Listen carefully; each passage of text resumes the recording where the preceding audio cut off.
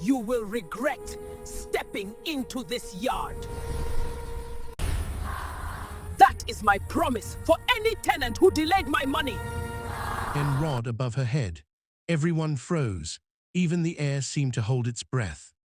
Madame Lolo was not just any landlady, she was feared across Ajegunle. Her name alone could make tenants tremble. For years, she had ruled her compound of 20 rooms with cruelty, arrogance, and a taste for punishment. Rent was her sword, fear was her shield, and no one had ever dared to challenge her. But today, someone new had arrived, and this time she would meet her match. 3 months earlier, the compound at number 22 Ajegunle Street was a place of quiet despair. Madame Lolo owned the compound, a large, weathered house with peeling walls and creaking doors. She rented to poor families, knowing full well they could barely afford the monthly fee. Mama Titi, a widow of 35 with 2 children, lived in room 5. She sold plantain chips by the roadside to keep her family fed. One month, she could pay only half the rent because her youngest daughter was sick. Trembling, she approached Madame Lolo's door. "Madam, please, my daughter is unwell. I used some of the rent money for her medicine. I promise to pay the rest next week," Madame pleaded, tears in her eyes.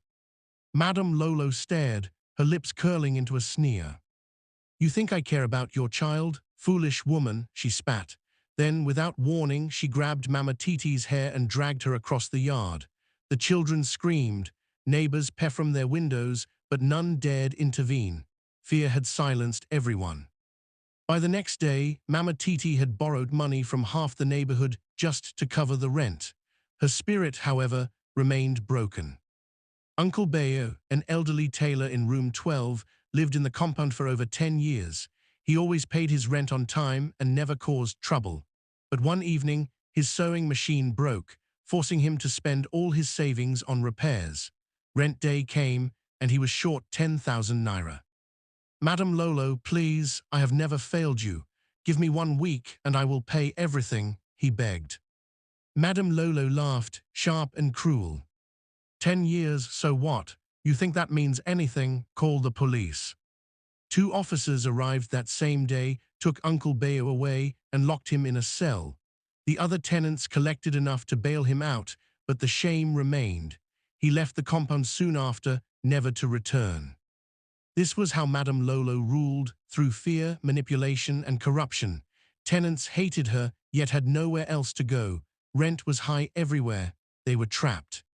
"One day someone will punish her," Mama Titi said to the others, but days turned into weeks, and weeks into months. Madame Lolo's tyranny only grew. Then came a hot Thursday morning. A young woman arrived at the compound. She was quiet, her eyes sharp and calculating, carrying only a small duffel bag. "I am Chica, I need a room. I can pay 6 months up front," she said calmly. Madame Lolo's eyes widened. 6 months? Nobody had ever offered that before. Greed overtook her usual cruelty. "Welcome, my daughter. This room is perfect, very clean, very spacious. Come, let me show you," she said, a fake smile stretching across her face. The room was modest, the paint peeling, the ceiling stained with leaks. Rats scurried in the corners, but Chica nodded calmly. "I will take it," she said, placing her money on the table. Her notes were crisp, new, and perfectly arranged. Madame Lolo's hands shook as she accepted it. She had never felt such luck or such quiet confidence. For the first 2 weeks, Chica kept to herself. She left early, returned late, and always greeted the tenants politely.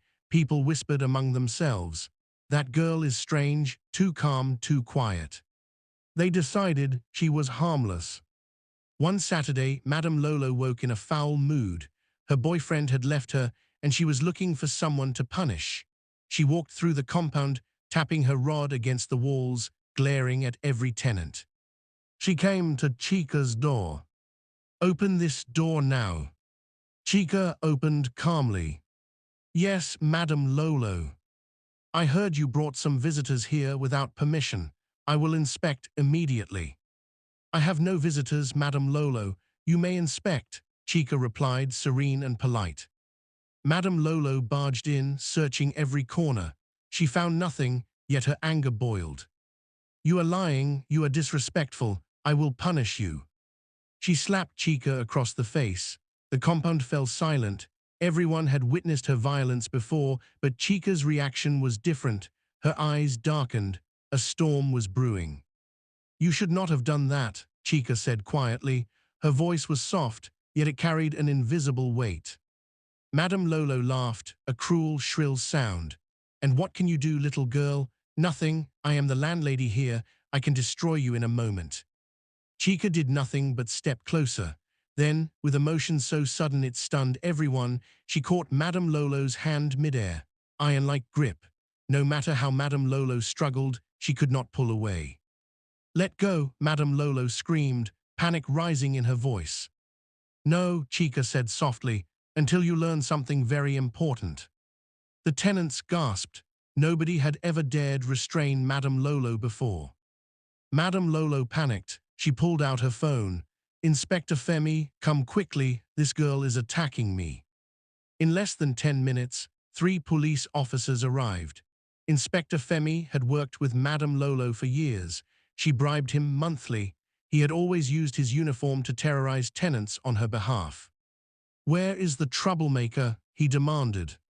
She attacked me in my own house, Madame Lolo cried, shaking, pointing at Chica. Inspector Femi approached Chica, chest puffed out, expecting fear. But Chica stood tall, arms folded, smiling faintly.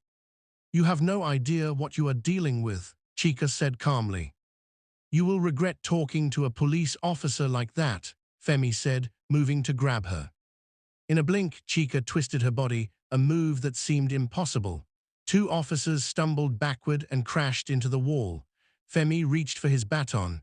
Before he could strike, Chica moved in front of him, calm and deadly.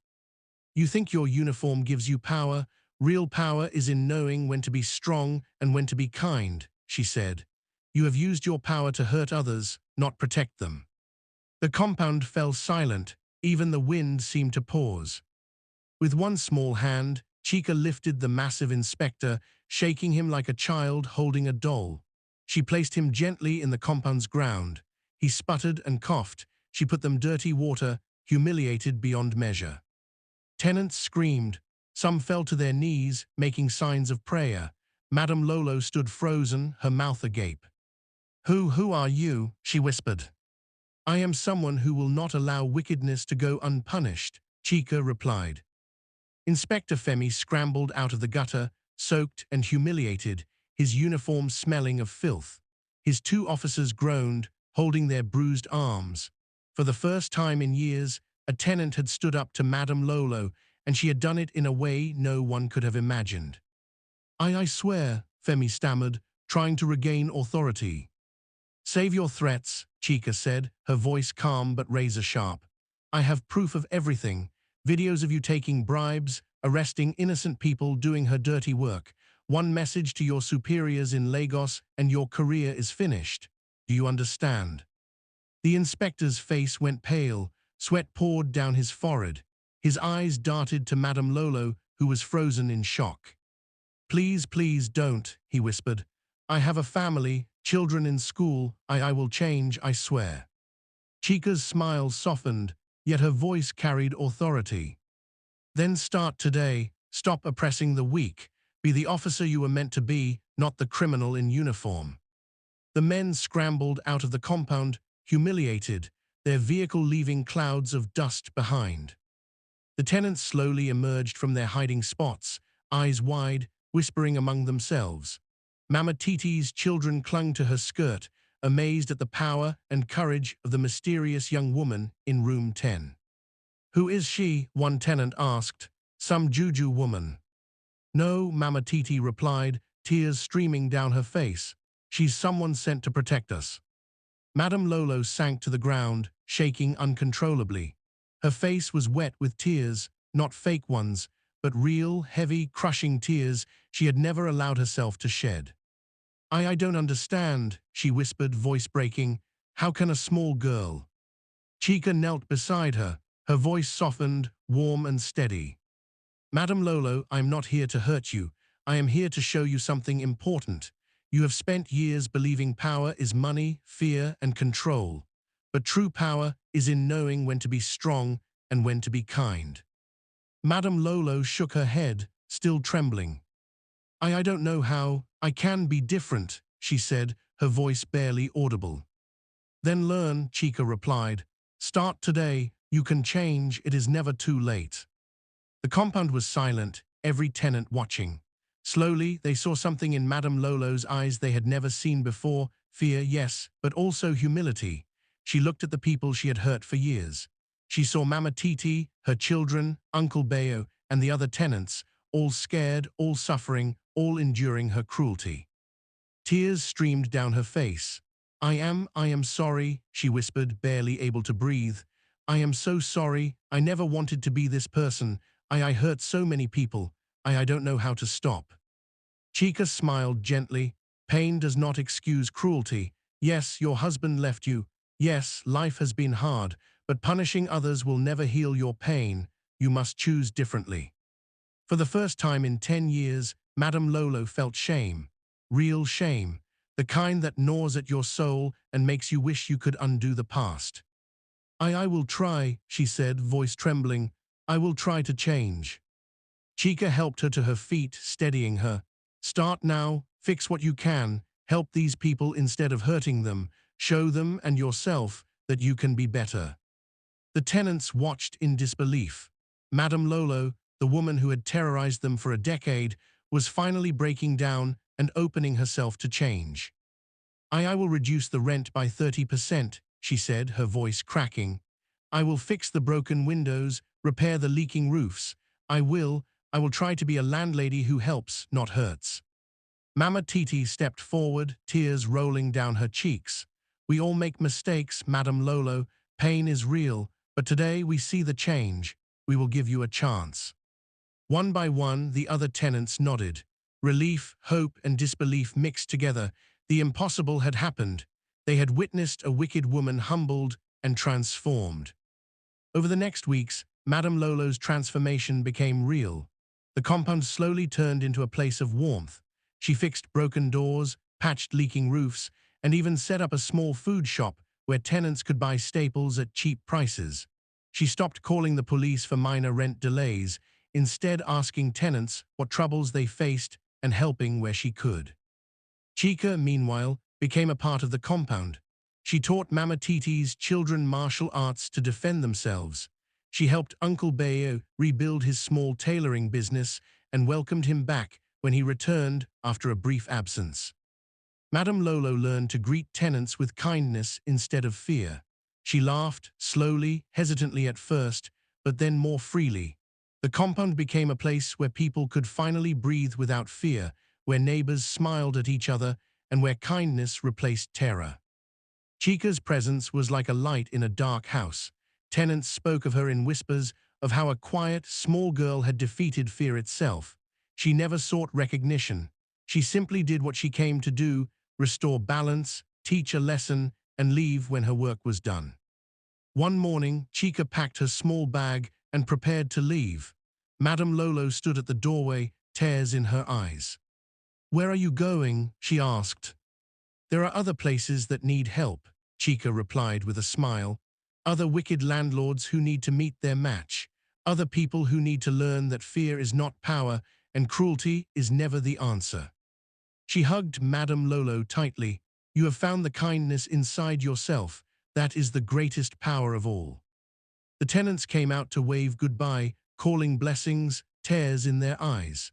Chica walked out of the compound gate, leaving behind a Once upon transformed a time, household. in a village much like Years ours, later, there was a people in magical Ajegunle bird still that brought told the joy to story of the everyone it landlady met. who feared no one, but learned to fear only the power of kindness and justice.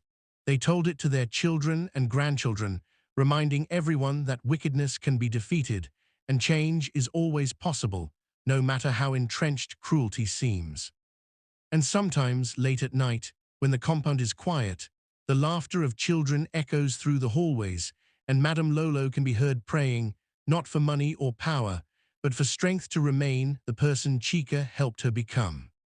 If this story touched your heart, reminded you that change is possible, or made you believe in the power of kindness and courage, do something now.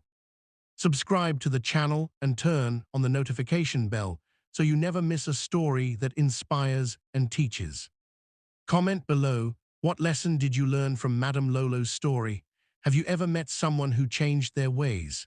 Or someone like Chica who taught lessons without expecting anything in return? Share this story with friends and family so that others can see that even the cruelest heart can learn to be kind, and that sometimes the quietest person can change everything. Thank you for watching, and see you in my next video.